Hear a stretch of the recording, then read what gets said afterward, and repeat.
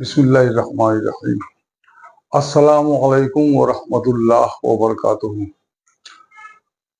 আমি গুলবাহার স্যার বলছি, তোমাদের সামনে হাজির হয়েছি। আজকে ক্লাসটি হবে প্রসেস রাইটিং এর উপর। This is very easy writing. Almost we can say that of all writings, process writing is very easy. You must know only one formula, that is subject is R V3. Subject is R V3.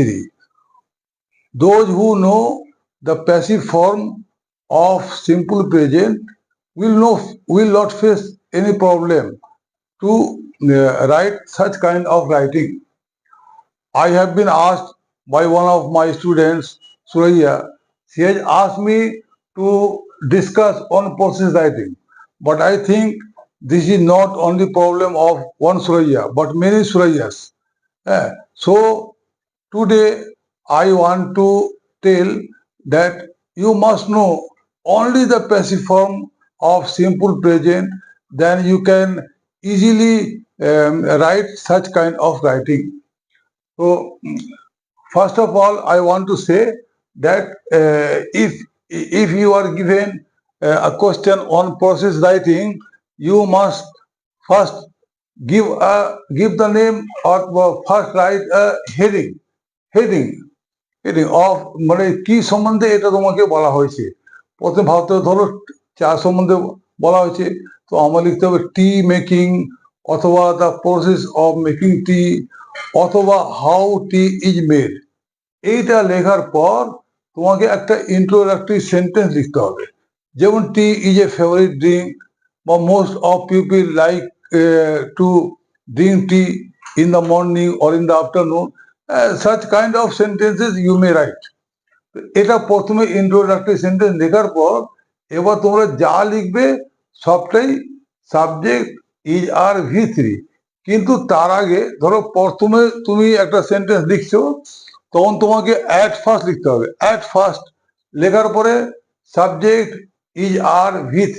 পয়েন্টগুলোকে ভালো করে পড়বে প্রথমে তোমরা পয়েন্টগুলোকে একাধিকবার পড়ার পর আমাদের প্রথম পয়েন্টই লিখতে হবে যে অ্যাট ফার্স্ট, তারপর সাবজেক্ট খুঁজে বার করতে হবে। সাবজেক্ট খুঁজে বার করার পর ইজ অথবা আর নিতে হবে সাবজেক্ট অনুযায়ী। তারপর সবসময় ভার্বের 3 নম্বর রূপ। এরপরে অতি যদি দু একটা ওয়ার্ড এক্সট্রা থাকে, তোমরা সেটাকে মানে অ্যাড করে দেবে। যেরকম মনে করো বাইং অরেঞ্জেস, ধরো অরেঞ্জ জুসটা তোমাকে দেওয়া হলো করতে, অরেঞ্জ জুস। তো বাইং অরেঞ্জেস লেখা আছে BUYING, বাইং অরেঞ্জেস। তো মানে অরেঞ্জ কমলা লেবু কেনা। আমাকে ভাবতে হবে যে জিনিসটা কোনটা, বাইংটা জিনিস না অরেঞ্জেসটা জিনিস। আমরা স্বাভাবিকভাবে তোমরা বুঝবে যে কমলা লেবু সম্পর্কে, কমলা লেবুটাই ব্যাপার সাবজেক্ট। তাহলে প্রথম সেন্টেন্সটা শুরু করতে হবে অ্যাট ফার্স্ট, তারপরে অরেঞ্জেস। যেহেতু অরেঞ্জেস এসেছে এবং ওটা বহুবচন রূপ, প্লুরাল ফর্ম, তার জন্য আমরা আর নেব, তারপরে V3। At first oranges are bought, বাইয়ের 3 নম্বর রূপ বট। যেহেতু আমাদের ওখানে ভার্বে আইএনজি যোগ থাক, ভার্বে ইডি যোগ থাক, যাই থাক ফর্ম, আমাদের লাগবে সবসময় ভার্বের 3 নম্বর রূপ, অর্থাৎ পাস্ট পার্টিসিপল ফর্ম। এইটাকে তোমাদের খেয়াল রাখতে হবে। এবং রাখার পর ধরো বাইং অরেঞ্জেস আছে, আমি আজকে তোমাদের বোঝাচ্ছি, আমি আর একটা নেক্সট ক্লাস হবে, তাতে আরো বিস্তারিত হবে লেখাবো কিভাবে আমরা একটা পয়েন্ট থেকে বড় বড় বাক্য আমরা তৈরি করব। 8-10টা বাক্য লিখলে তোমরা আরামে একটা প্রসেস রাইটিং এর উপর রাইটিংটা কমপ্লিট করতে পারবে। তাহলে ধরো বাইং অরেঞ্জেস যখন লেখা আছে, অনেক ভাববে দুটো ওয়ার্ড আছে, কি করে ওয়ার্ড বাড়াবো, না তো অ্যাট ফার্স্ট লিখলেই তো দুটো ওয়ার্ড বাড়লো। তারপরে অরেঞ্জেস আর বট। এবার অরেঞ্জেস যখন কেনা হয় নিশ্চয়ই কোনো না কোনো জায়গা থেকে, হয় মার্কেট থেকে, না হলে বাগান থেকে। তাহলে ওটা দু একটা ওয়ার্ড তোমরা বুঝে বুঝে নিজেরাই লিখতে পারো, যে at first oranges are bought from market or from garden. এইভাবে ওখানে লেখা আছে ওয়াশিং, ধোয়া।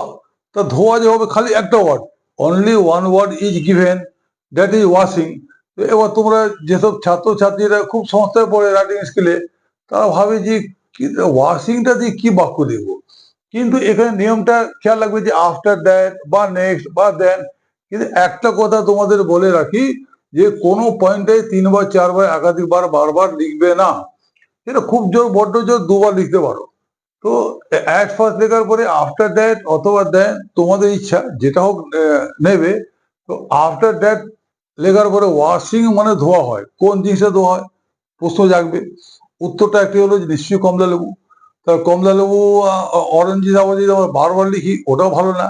তাহলে আমরা সেক্ষেত্রে প্রোনাউনটা ইউজ করতে পারি আফটার দ্যাট অথবা আফটার দ্যাট অথবা দেন, দুটোর মধ্যে একটা যে কোনো নিতে পারো। আফটার দ্যাট দে, অরেঞ্জেসের বদলে দে, তারপরে দে মানে বহু বচন আর, দে আর ওয়াশিং, এটা ভার্ব নিশ্চয়ই বুঝতে পারছো। তার 3 নম্বর রূপ washed. After that they are washed. কোথায় ধোয়া হয়? নিশ্চয়ই সব জলের মধ্যেই ধোয়া হয়, পানির মধ্যেই ধোয়া হয়, এটা তোমরা জানো।